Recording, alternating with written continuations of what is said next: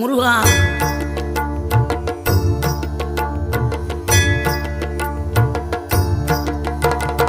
ஆறுபடை வீடும் அருள் வழங்கும் முருகா, அருகே நீ ஓடோடிவா. மூவிரண்டு முகம் சொலிக்க ஆறிரண்டு கரங்களுடன் ஆதரவு தர ஓடிவா. ஆறுபடை வீடும் அருள் வழங்கும் முருகா, அருகே நீ ஓடோடிவா. மூவிரண்டு முகம் சொலிக்க ஆறிரண்டு கரங்களுடன் ஆதரவு தர ஓடிவா. ஈசன் மகனே என்னை காக்க இங்க உனையன்றி வேறாரையா.